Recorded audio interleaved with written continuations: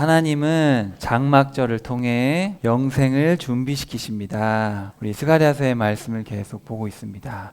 저기 그림 보니까 지금 뭐 하고 있어요? 사람들이 뭘로 만들었어요? 집을? 풀 이런 걸로 만들었잖아요, 그렇죠? 그래서 초막이라고도 하고 장막이라고도 하고 천막이라고도 하고 이런 것들을 만들어 놓고 1년에 이렇게 한번 날을 정해서 저렇게 거기서 음식을 먹고 생활하면서 뭐를 기억하라는 거예요. 오늘은 초막절을 지키라고 하는 말씀이 이제 스가랴서 끝에 나오는데, 자, 우리가 스가랴서 지난 시간에 8장까지 무슨 이야기 나누는지 기억나죠? 이스라엘 백성들이 돌아와가지고 성전을 지어야 되는데 성전을 몇 년 동안 안 짓고 있어요. 자기 일 하느라 바쁘다고, 또 방해꾼들이 방해한다고 30년 동안 못 짓고 있으니까 학개와 스가랴를 보내가지고 내가 너희들에게 힘이 되어 주겠다.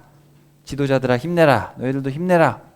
그러면서 예수님이 오셔가지고 환상도 보여주시고, 기억나죠? 8가지 환상도 보여주시고, 그랬는데 2년 동안 환상 말씀을 믿으면 되는데 또 금식해가지고 또 그 말씀을 이루어 보겠다고 금식으로 그냥 열심히 하다가 내가 원하는 건 금식이 아니다. 금식이 아니라 정의와 공의를 행해라. 말씀대로 살면 회복의 약속은 이루어 주겠다. 그러면서 다시 8가지 회복의 말씀을 다시 2년 후에 말씀을 하시고 나서, 자, 이제 우리가 회복에 대한 약속을 기억하셔서 회복시켜 주겠다 하셨고, 그리고 회복을 하기 위해서 순종도 해야 된다, 정의와 공의가 있는 삶을 살아야 된다 말씀하셨고, 이제 중요한 건 뭐예요? 진짜 회복, 진짜 순종의 모델은 누구예요? 예수님이시잖아요. 그래서 예수님의 초림 3장, 재림 3장 이렇게 6장에 걸쳐서 예수님에 대한 이야기를 해주세요. 스가랴 다음에 에스라, 느헤미야 좀 살펴보고 말라기 하면 끝이거든요. 사실은 이제 구약이 끝났죠. 이제 예수님 오실 때가 다 된 거예요. 그러니까 이제 예수님에 대한 이야기를 아주 구체적으로, 사실 뭐 이사야서부터 우리가 쭉 봤을 때 예수님에 대한 얘기를 많이 하셨죠. 많이 하셨는데 이제 진짜 다 됐잖아요. 자, 그래서 구원자에 대한 이 약속, 스가랴의 이름의 뜻이 뭐예요? 여호와께서 기억하신다. 그러니까 구원자에 대한 약속을 기억하시고 이제 마지막으로 아주 자세하게 예수님에 대한 약속을 언급하십니다. 자, 오늘 조금 어려울 수도 있어요. 그렇게 훑어볼 테니까 오늘 나눈 이야기를 다 기억하기는 어려울 거예요. 생소한 부분들도 있고. 그러니까 이런 내용이 있었나? 그 정도 이해하고 집에 가서 어떻게 돼요? 열심히 읽어봐야 돼요. 알겠죠? 9장 한번 펴봅시다. 스가랴 9장. 9장부터 6장을 쭉 살펴볼 거예요. 근데 여기 중요한 내용들이 너무 많아서 집중해서 봐주시면 좋을 것 같아요. 자, 9장으로 가시면은 이제 예수님이 오시기 전의 이야기들이 좀 나옵니다. 자, 여기 보시면 1절에 보시면은 주께서 바라신 두려운 경고의 말씀이다 이렇게 되어 있는데, 원문에 보면은 짐이라는 말이 먼저 등장합니다. 짐, 무거운 짐. 또 말씀, 여호와의 말씀의 짐이다. 중요한 얘기라는 거예요. 여기 보면 하드락, 다마스쿠스, 하마, 두로, 시돈, 아스글론, 가자, 에그론, 아스돗 이런 성읍들이 있어요. 이런 것들이 정복된다는 거예요. 누가 이런 걸 정복했을까요? 알렉산더 대왕이 저기부터 시작해가지고 리디아를 거쳐서 쭉 해서 내려왔어요. 하마, 저기 다마스쿠스, 두로와 시돈이 절대 멸망할 것 같지 않았는데 알렉산더 대왕이 쳐들어와가지고 바다를 메꿔버렸잖아요, 그죠? 바다를 메워가지고 쳐들어가서 함락시켜버렸어요. 그리고 예루살렘을 지나서 블레셋을 지나서 이집트 땅에 가가지고 거기 가지고 도서관도 건설하고 도시도 건설하고 막 그랬단 말이에요. 이 알렉산더 대왕은 그게 사명이라고 생각했어요. 이 미개한 민족들에게 그리스 문명을 전파해서 개화시켜야 된다. 그래가지고 그리스 문화를 이렇게 퍼뜨렸어요. 자, 근데 여기 보면 9장 8절에 보면은 예루살렘에 진을 치긴 하는데 공격은 안 하고 이게 지나갑니다. 근데 성경에서 나와 있지 않는데 요세푸스, 이 사람이 예수님 이웃 사람인데 그 사람이 글을 썼어요. 뭐라고 썼냐면은, 하나님께서 대제사장 야두아의 기도와 제사를 보시고 그의 꿈에 나타나 성문을 열고 격식을 갖추고 왕을 맞으라, 두려워하지 말라. 알렉산더가 쳐들어오니까 겁나잖아요, 그죠? 근데 점령한 알렉산더는 가봤더니 이 예루살렘의 사람들이 다 흰옷을 입고 왕을 정중히 맞이하는 거예요. 꿈에서 본 그 사람이라면 예의를 표했고, 거기서 다니엘서를 보고 자신이 다니엘서에 보면 무슨 얘기 나와요? 금신상 얘기 나오고, 그죠? 그리고 동물들 나오잖아요. 표범도 나오고, 그죠? 그러면서 내가 페르시아를 정복할 그 그리스의 왕이구나. 이 예언서를 보고 나중에 이 이스라엘 사람들이 요구하는 모든 걸 다 들어줬대요. 다 들어주고 알렉산더는 예루살렘을 인정하고 멸망시키지 않고 그냥 갔대요. 그 요세푸스라는 책에 나와 있는데, 여기 스가랴서 9장 8절에도 보면은 내가 모든 침략자들을 막아줄 테니 내 집에 발을 들여놓지도 못하겠고 어떤 압제자도 내 백성의 땅을 침범하지 못할 것이다. 이제 그렇게 써 있죠. 이런 말씀들이 이제 이루어졌다. 근데 요거는 하나의 해석입니다. 제가 봤을 때는 그런 것 같아요. 그리고 많은 학자들이 9장 1절부터 8절을 알렉산더가 정복하는 이야기로 보는데 아니게 보는 분도 있어요. 어쨌든 해석이니까. 근데 이게 만약에 알렉산더 대왕의 이야기라면 186년, 지금 이 스가랴 때부터 186년 후에 일어날 이야기. 근데 지금 이 이야기는 무서운 얘기예요, 좋은 얘기예요? 알렉산더가 쳐들어와도 내 백성은 지키겠다는 얘기를 지금 하고 있는 거예요. 이제 그게 포인트예요. 궁극적으로는 누가 온대요? 기뻐하라, 외쳐라. 자, 9장 9절에 별표합시다. 시온에 따라 예루살렘에 따라 네 왕이 내게 왔다. 그분은 공의로우시고 구원하시며 겸손하사 나귀를 타시되 나귀 새끼 곧 순하기를 타신다. 그러면서 예수님이 나중에 오신다. 언제 와요? 스가랴 때부터 547년 후에 오신단 말이에요. 알렉산더 대왕이 쳐들어와도 너희들을 지켜줄 텐데 그 먼 후에는 궁극적인 왕이 온다. 이 알렉산더 대왕도 대단한 왕이지만 그건 진짜가 아니고 진짜 왕은 누구예요?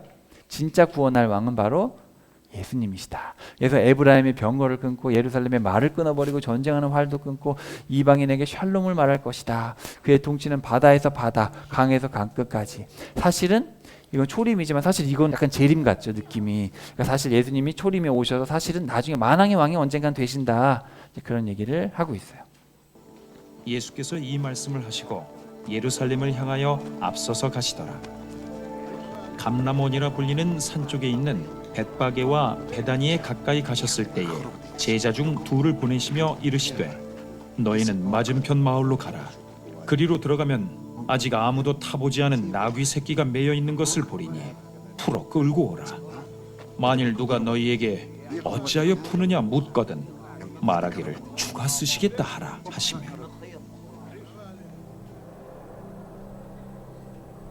보내심을 받은 자들이 가서 그 말씀하신 대로 만난지라. 나귀 새끼를 풀 때에 그 임자들이 이르되 어찌하여 나귀 새끼를 푸느냐? 대답하되 주께서 쓰시겠다 하고 그것을 예수께로 끌고 와서 자기들의 겉옷을 나귀 새끼 위에 걸쳐놓고 예수를 태우니 가실 때에 그들이 자기의 겉옷을 길에 펴더라. 이미 감람산 내리막길에 가까이 오시매 제자의 온 무리가 자기들이 본 바 모든 능한 일로 인하여 기뻐하며 큰 소리로 하나님을 찬양하여 이르되 찬송하리로다. 주의 이름으로 오시는 왕이여. 하늘에는 평화요 가장 높은 곳에는 영광이로다 하니 무리 중 어떤 바리새인들이 말하되 선생이여 당신의 제자들을 책망하소서 하거늘 대답하여 이르시되 내가 너희에게 말하노니 만일 이 사람들이 침묵하면 돌들이 소리 지르리라 하시니라. 가까이 오사 성을 보시고 우시며 이르시되 너도 오늘 평화에 관한 일을 알았더라면 좋을 뻔하였거니와 지금 내 눈에 숨겨졌도다. 날이 이를지라 내 원수들이 토둔을 쌓고 너를 둘러 사면으로 가두고 또 너와 및 그 가운데 있는 내 자식들을 땅에 메어치며 돌 하나도 돌 위에 남기지 아니하리니 이는 내가 보살핌을 받는 날을 알지 못함을 인함이니라 하시니라. 스가랴의 예언대로 예수님이 오셨죠. 근데 예수님이 나귀 타고 오신 다음에 어떻게 하셨어요? 우셨어요. 막 사람들이 좋아하니까 막 이런 게 아니라 나귀 타고 오시면서 어떻게 했다? 우셨어요. 근데 그 울었다는 단어가 펑펑 울었다는 거예요. 펑펑. 흐느낀 게 아니고 펑펑 울었어요. 왜 펑펑 울었어요? 지금 이 사람들이 예수님을 알아봐요, 못 알아봐요? 못 알아보는 거예요. 547년 전에 스가랴를 통해서 말씀을 하신 그 왕인데 못 알아봐요. 못 알아봐서 지금 40년 후에 망한다 얘기하잖아요. 이게 30년인데 AD 70년에 돌 하나 남지 않고 다 망한다. 이거 다음에 나오는 이야기가 채찍질하는 거거든요. 성전 뒤에 없는 거예요. 알아보지를 못하는 거예요, 사람들이. 자, 오늘 여기 9절 보시면, 자, 9장 9절에 보시면 예수님은 어떤 분이에요? 공의로우시고 구원을 베푸시고 그리고 겸손하셔서 나귀를 타고 오셨다. 자, 예수님은 겸손하시다라는 얘기를 하는데 예수님이 누가복음에 보면은 처음으로 설교하실 때, 자, 성령께서 내 위에 있으니 주의 영이 내 위에 있으니 여호와께서 내게 기름을 부으시고 어떤 자에게 가난한 자들에게, 그렇게 번역이 돼 있어요. 가난한 자에게 좋은 소식을 전하게 하려는 것이다. 그래서 마음이 상한 자를 감싸주고 포로에게 자유를 선포하고 갇힌 사람들 풀어주고 여호와의 은혜와 해와, 이까지 설교하셨죠. 이거는 이제 이사야서의 내용인데, 가난하다고 번역된 단어, 이게 뭐예요? 물질의 가난인가요? 아니죠. 가난한 사람들, 돈 없는 사람들한테 오신 게 아니에요. 어떤 사람들한테 오신 거예요? 겸손한 자들한테 오신 거예요. 겸손한 자들. 자, 여기 이제 제가 이걸 왜 설명드리냐면, 예수님이 어떤 분으로 오셨어요? 겸손한 분으로 오셨어요. 예수님이 겸손하시면 예수님을 따르는 분은 어떻게 해야 돼요? 겸손해야죠. 그래서 예수님께서 이렇게 설교를 하셨어요. 9장 9절에 보시면은 그분은 겸손하셔서 나귀를 타셨다. 이 겸손이라는 단어, 같은 단어예요. 예수께서 그 자라나신 곳 나사렛에 이르사 안식일에 늘 하시던 대로 회당에 들어가사 성경을 읽으려고 서심해 선지자 이사야의 글을 들이거늘 책을 펴서 이렇게 기록된 데를 찾으시니 곧 주의 성령이 내게 임하셨으니 이는 가난한 자에게 복음을 전하게 하시려고 내게 기름을 부으시고 나를 보내사 포로된 자에게 자유를, 눈먼 자에게 다시 보게 함을 전파하며 눌린 자를 자유롭게 하고 주의 은혜의 해를 전파하게 하려 하심이라 하였더라. 책을 덮어 그 맡은 자에게 주시고 앉으시니 회당에 있는 자들이 다 주목하여 보더라. 이에 예수께서 그들에게 말씀하시되 이 글이 오늘 너희 귀에 응하였느니라 하시니 그들이 다 그를 증언하고 그 입으로 나오는 바 은혜로운 말을 놀랍게 여겨 이르되 이 사람이 요셉의 아들이 아니냐. 예수께서 그들에게 이르시되 너희가 반드시 의사야 너 자신을 고치라 하는 속담을 인용하여 내게 말하기를 우리가 들은 바 가버나움에서 행한 일을 내 고향 여기서도 행하라 하리라. 또 이르시되 내가 진실로 너희에게 이르노니 선지자가 고향에서는 환영을 받는 자가 없느니라. 내가 참으로 너희에게 이르노니 엘리야 시대에 하늘이 3년 6개월간 닫히 온 땅에 큰 흉년이 들었을 때에 이스라엘에 많은 과부가 있었으되 엘리야가 그중 한 사람에게도 보내심을 받지 않고 오직 시돈 땅에 있는 사렙다의 한 과부에게 뿐이었으며 또 선지자 엘리사 때에 이스라엘에 많은 나병 환자가 있었으되 그 중에 한 사람도 깨끗함을 얻지 못하고 오직 수리아 사람 나아만 뿐이었느니라. 회당에 있는 자들이 이것을 듣고 다 크게 화가 나서 일어나 동네 밖으로 쫓아내고 그 동네가 건설된 산 낭떠러지까지 끌고 가서 밀쳐 떨어뜨리고자 하되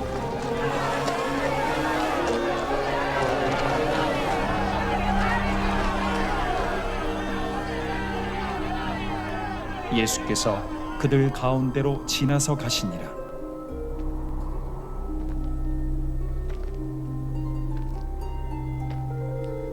예수님이 말씀대로 오셔가지고 이사야서의 말씀이 지금 성취됐다, 막 말씀을 하시잖아요. 받아들여요, 안 받아들여요?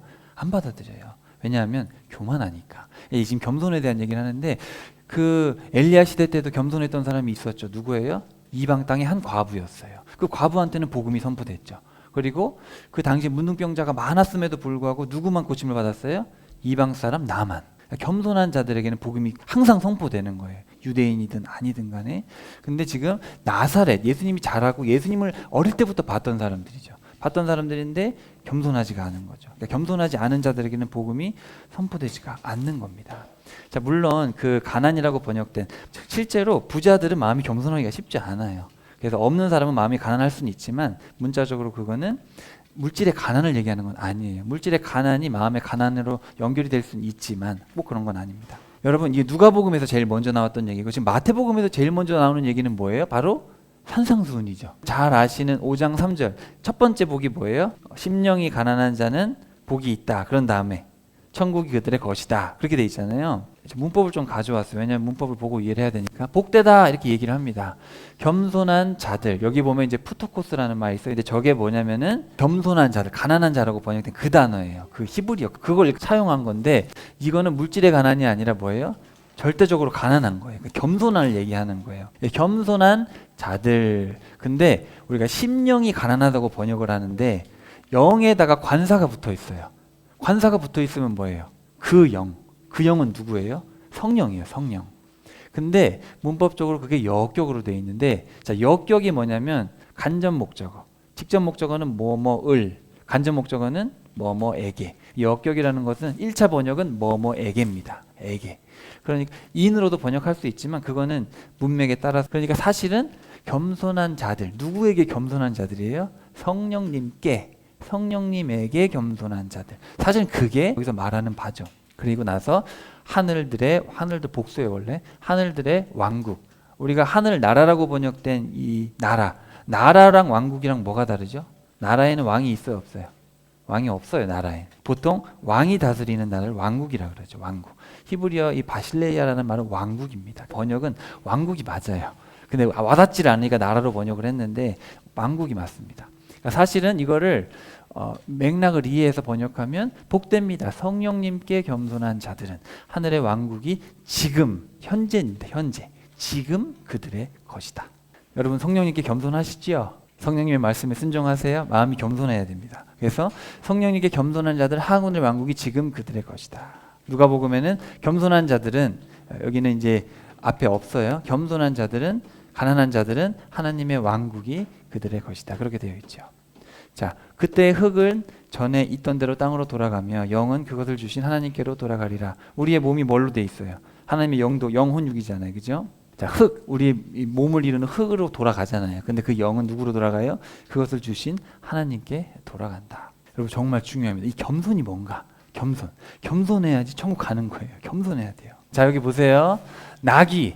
우리나라에서는 당나귀라고도 하는데 왜 나귀를 당나귀라고 하냐면 당나라에서 가져와서 당나귀라고 그래요. 원래 나귀입니다. 나귀가 뭘 상징하냐면은 겸손과 봉사를 상징하고, 말은 뭘 상징해요? 권세, 힘있고 교만한 걸 상징하는데, 성경에 보면은 동물들을 섞으면 안 돼요. 말은 말끼리 결혼해야 되고 나귀는 나귀끼리 결혼을 시켜야 하는데, 사람들이 말의 장점하고 나귀의 장점을 섞고 싶어가지고 결혼을 시키는 거예요. 결혼하면 안 되는데.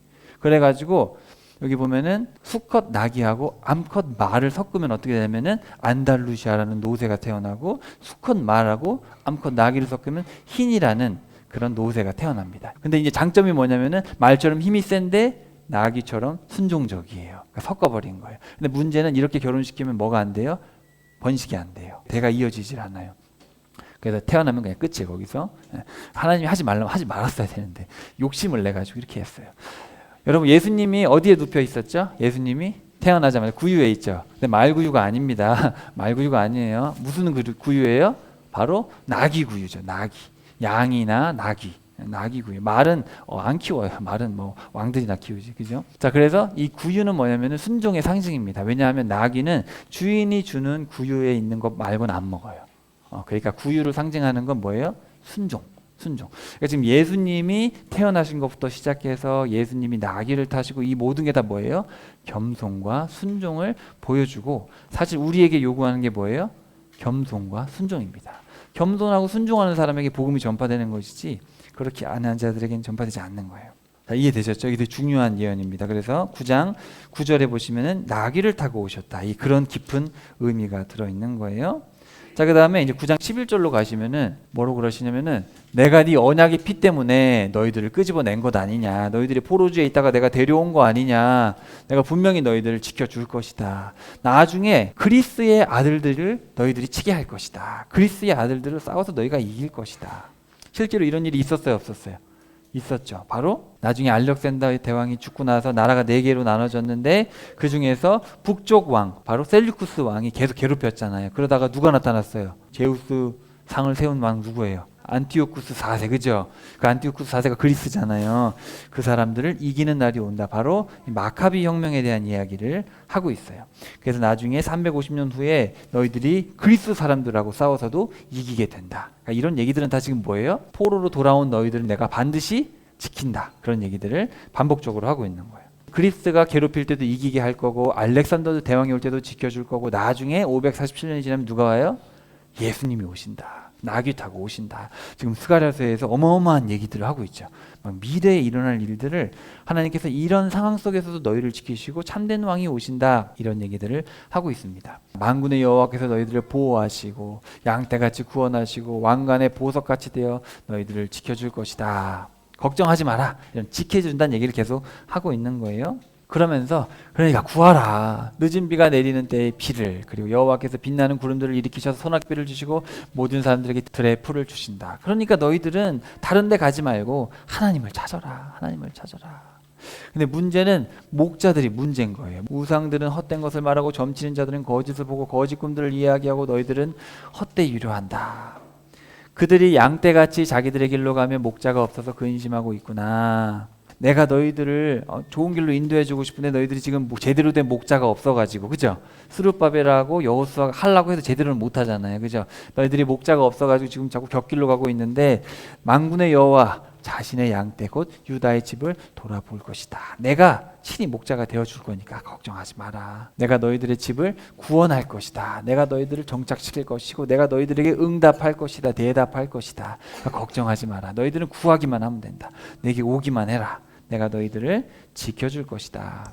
그러면서 내가 너희들을 구속하였다. 너희들 돈 주고 샀기 때문에 너희들 먼 나라들에서 나를 기억하고 돌아오게 될 것이다. 그 당시에도 이제 돌아왔잖아요. 돌아오기도 했고 이제 나중에 2차, 3차 돌아오잖아요. 근데 궁극적으로 나중에는 또 예수님 재림하실 때 돌아오는 어떤 이런 이중적인 의미를 담고 있어요. 그래서 그날에 내가 그들로 나아 주를 의지하게 하여 강하고 굳세게 만들 것이며 내 이름을 받들면서 내게 순종하며 살아가게 할 것이다. 내가 너희들 지금도 구원하고 있고 나중에 미래에도 다 구원할 것이다. 걱정하지 말고 돌아와라. 그런 얘기를 하고 있는데 근데 문제가 있어요. 레바논에 문들아 열려라. 백향목들을 삼켜버려라.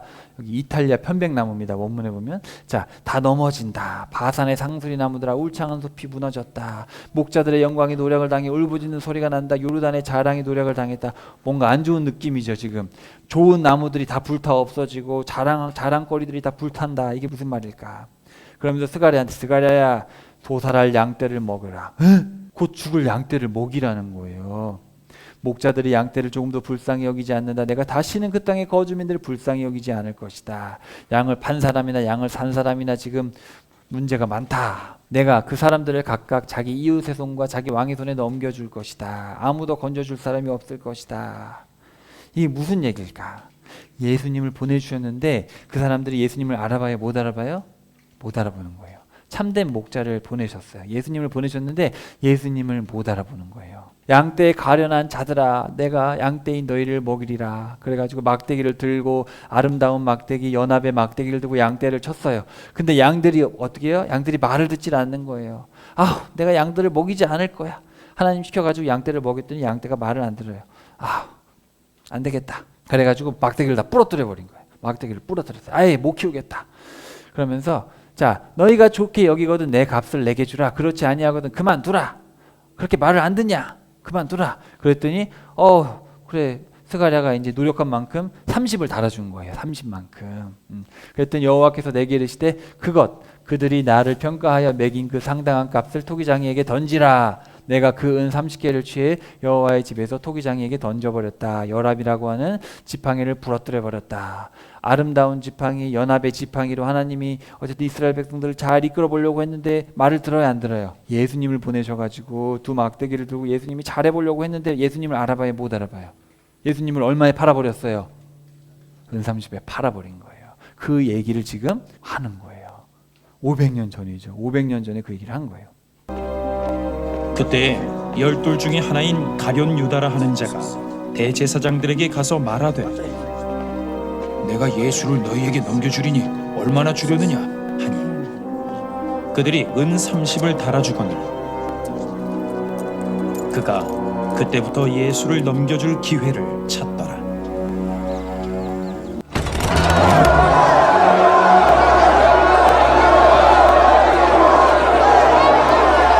새벽에 모든 대제사장과 백성의 장로들이 예수를 죽이려고 함께 의논하고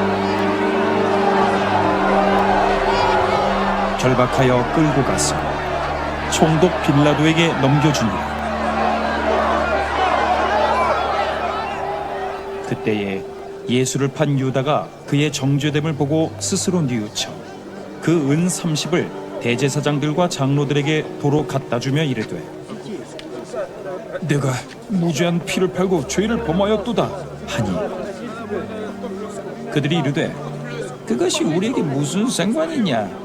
내가 당하라 하거늘 유다가 은을 성소에 던져놓고 물러가서 스스로 목매어 죽은지라. 대제사장들이 그 은을 거두며 이르되 이것은 핏값이라 성전구에 넣어둠이 옳지 않다 하고 의논한 후 이것으로 토기장이의 밭을 사서 나그네의 묘지를 삼았으니 그러므로 오늘날까지 그 밭을 피밭이라 일컫느니라. 이에 선지자 예레미야를 통하여 하신 말씀이 이루어졌나니 일러스되 그들이 그 가격 매겨진 자 곧 이스라엘 자손 중에서 가격 매긴 자의 가격 곧 은 30을 가지고 토기장이의 밭값으로 주었으니 이는 주께서 내게 명하신 바와 같으니라 하였더라. 이렇게 해서 이제 말씀이 이루어졌어요. 유다가 자살하는 장면이라 제가 뺐어요. 결국 교만하다가 이 유다가 돈과 관련된 사람이잖아요, 그죠? 죽었습니다. 자, 근데 예수님이 그렇게 이제 십자가를 지시고 팔려가지고 돌아가셨잖아요.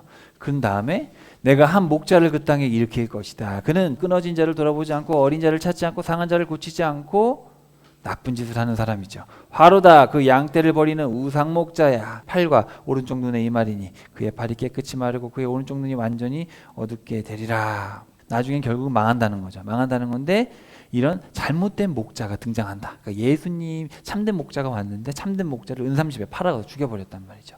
그러니까 나중에 악한 목자가 등장해서 이제 백성들을 괴롭히지만 결국은 그 악한 목자도 망할 때가 있다. 이렇게 선포를 합니다. 이게 누군지 아무도 몰라요. 그렇지만 그냥 이런 말씀이 있기 때문에 지금 시대가 악하니까 그런 말씀이 이루어지고 있구나. 자, 이제 넘어갑시다. 12장으로 가시면은 또 다른 맥락이에요. 이제부터는 재림에 대한 얘기를 합니다. 그래서 다시 한번 짐이다, 말씀이다, 여호와, 이스라엘에 대한 여호와의 엄중한 말씀이죠. 이스라엘에 대한 거예요. 여러분 구약을 해석할 때 이거를 너무 전 세계로 해석하지 말아야 될 경우가 많이 있어요. 이스라엘을 위해서 하신 말씀들이 많거든요. 특별히 계시록을 해석할 때도 이스라엘을 중심으로 하는 건데 이거를 그냥 막 한국으로 한다든지 이런 경우가 참 많아요. 성경은 이스라엘을 중심으로 이스라엘과 우리 이방인 모두의 구원에 대해 얘기하는 거예요. 자, 하늘들을 펼치고 땅에 기초를 놓으며 사람 속에 영을 짓는 분. 딱 봐도 누구예요? 창조주, 전능하신 하나님의 말씀이다. 내가 이 예루살렘을 뭐가 되게 하겠대요? 잔이 되게 하겠다. 그 이웃의 모든 민족들이 그 잔을 마시고 취해 쓰러질 것이고 예루살렘이 포위당할 때 유다까지 함께 포위당할 것이고 땅의 모든 민족들이 예루살렘을 치려고 모여들 것이다. 이런 때가 있다라는 거죠. 언제겠어요? 재림 직전이겠죠. 예수님 재림하시기 전에 온 열방이 예루살렘으로 하나님한테 발악하려고 오는 때가 있는데 내가 예루살렘을 모든 민족의 무거운 바위가 되게 할 것이고 그것을 들고 가려는 모든 사람들이 심하게 상처를 입을 것이다. 여러분 우리가 계시록을 보면은 예수님 재림하시기 직전에 보시면 7인이 있고 7나팔이 있고 7대접이 있잖아요. 그죠?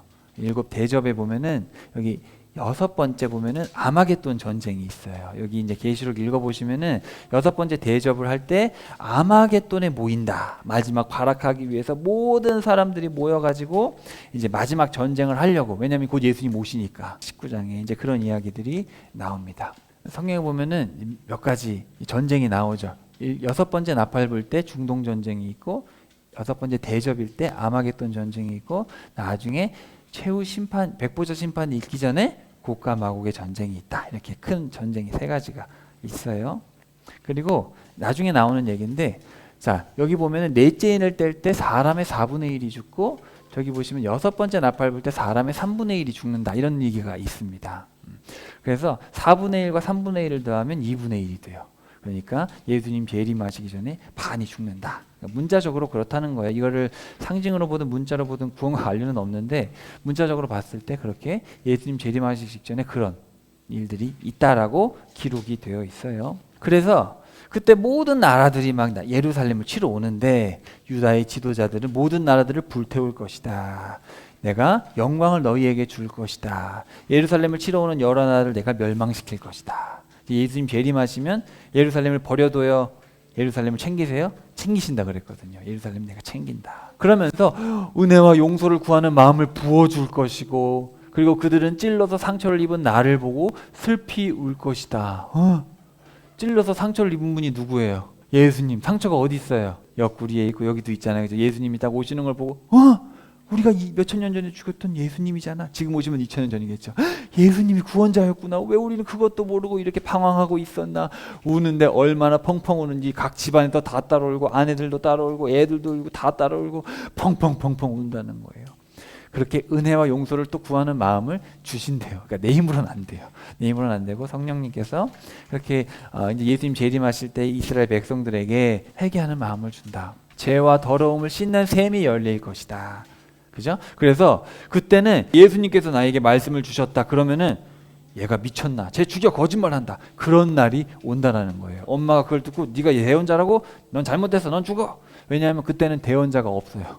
왜냐하면 예수님께서 모든 것이 분명하게 드러나시고 예수님 모시기 때문에 이런 사람은 죽어요. 그리고 뭐 몸에 상처가 난 사람도 있는데 상처를 덮어요. 부끄러워가지고 옛날에 점친다고 하고 대언한다시고 막 몸에 상처 내면서 그랬던 그런 사람들이 상처를 부끄러워서 막 가리고. 왜냐하면 그때는 예수님이 오시기 때문에 모든 게 분명해요.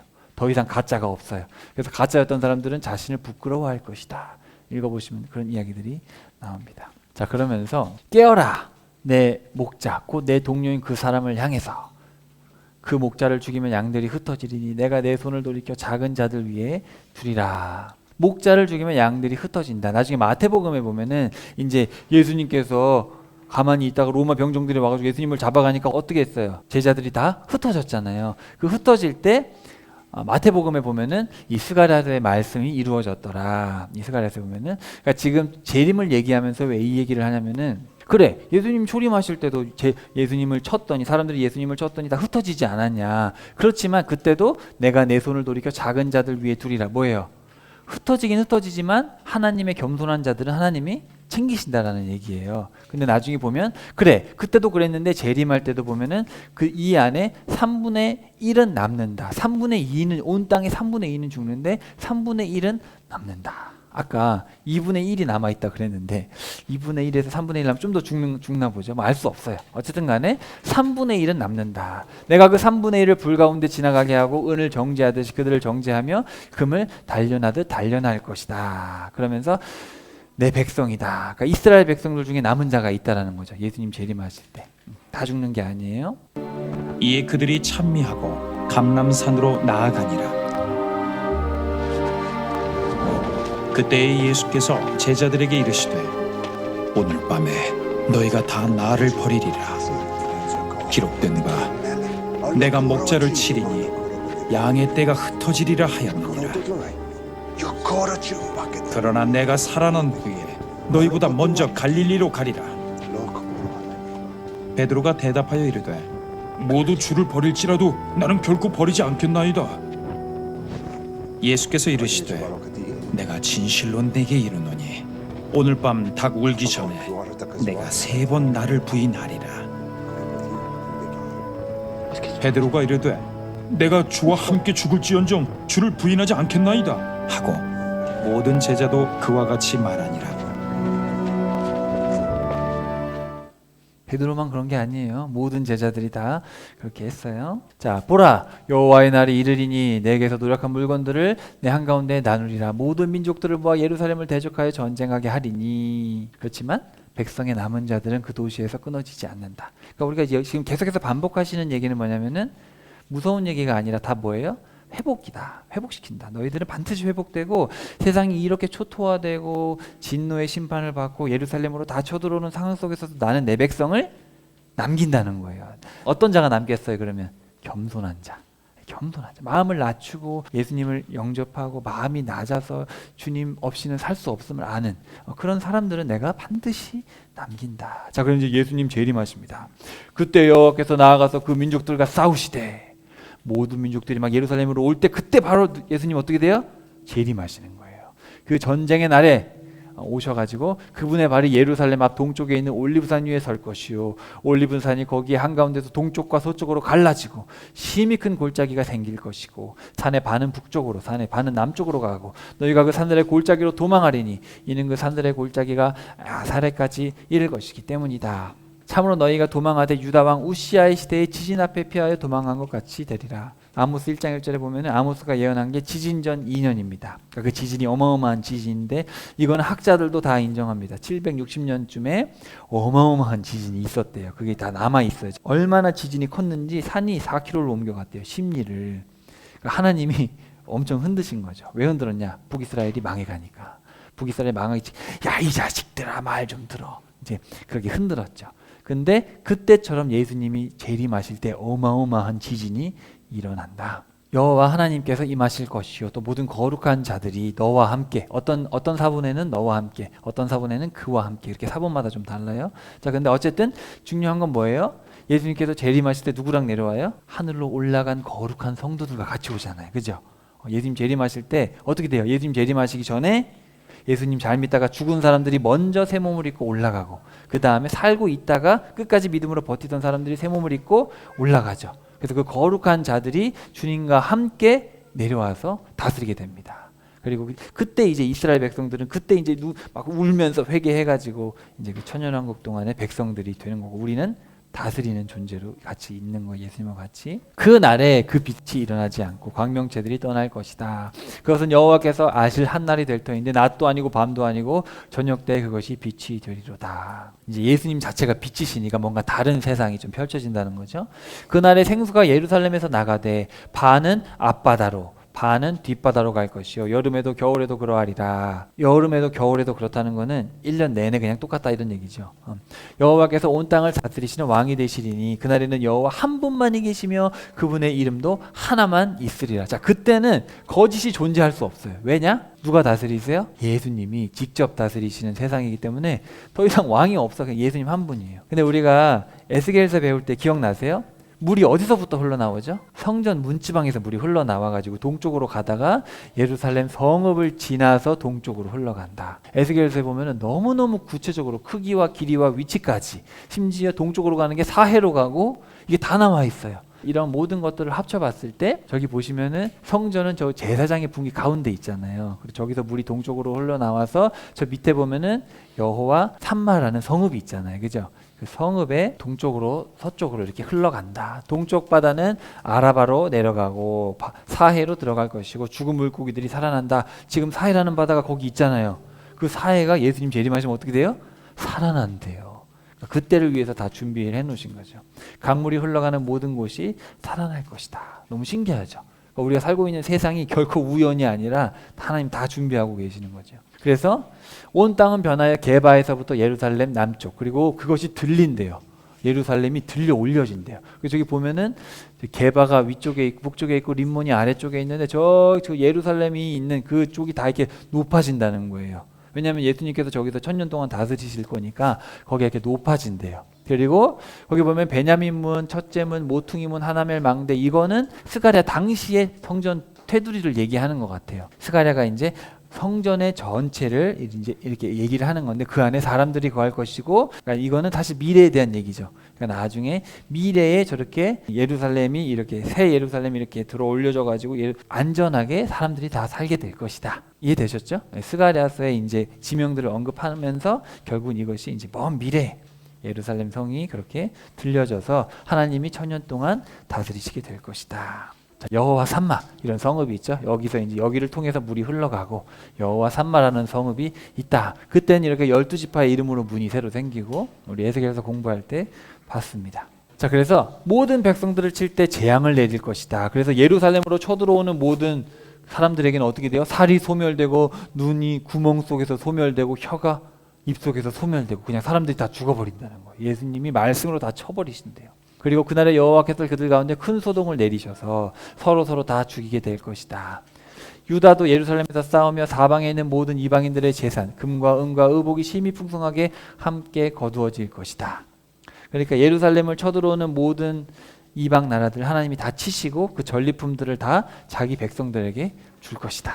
그런 얘기들을 하고 있습니다. 그리고 나서 예루살렘을 치러 온 모든 민족 중에 남은 자들이 해마다 올라와서 망군의 여호와께 경배하며 뭐를 지킨대요?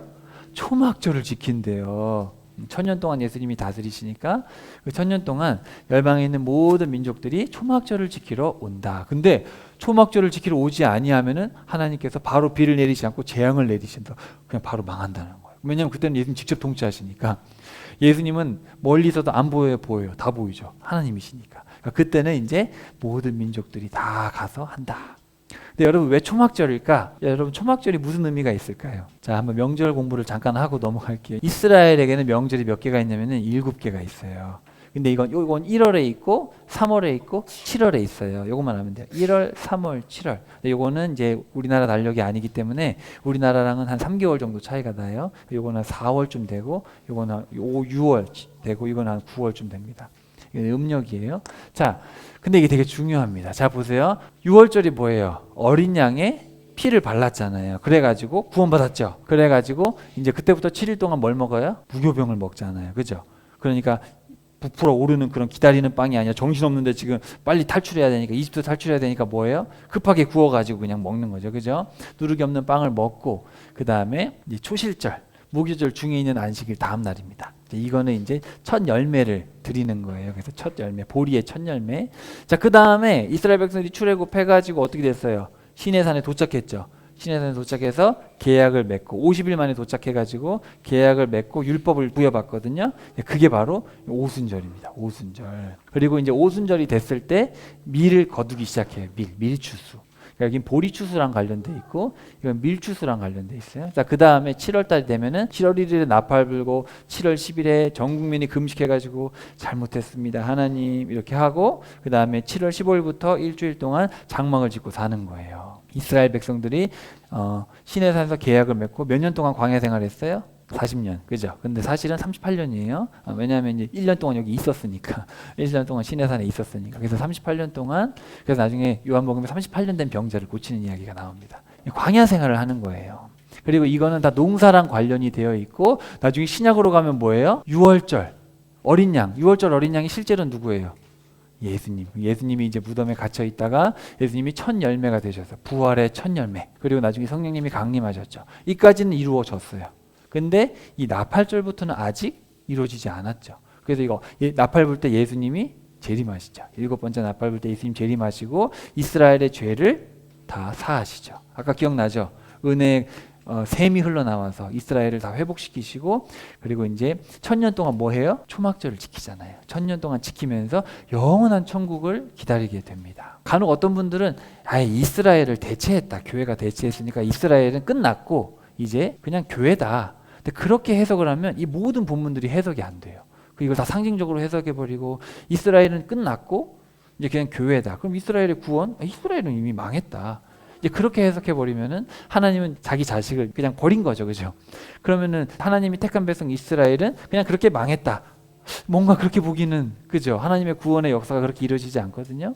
그래서 사도 바울도 얘기하기를 무슨 이스라엘을 버렸냐? 그렇지 않다. 그래서 이런 것들이 이스라엘의 문화를 중심으로 역사를 중심으로 절기를 중심으로 하나님께서 구원의 역사들을 설명해 가시는 과정들인 거예요. 자, 그래서 초막절의 의미가 뭐냐면은 초막을 짓는다는 건 뭐예요? 초막은 영원히 살 집이에요? 잠깐 살 집이에요? 놀러 가가지고 캠핑 갔는데 거기서 영원히 사는 사람 있어요? 아유 좋다. 우리 집보다 여기가 더 좋네. 텐트 치고 영원히 사는 사람 없잖아. 그죠? 그래서 초막을 짓는다는 얘기는 우리의 삶은 잠깐이다.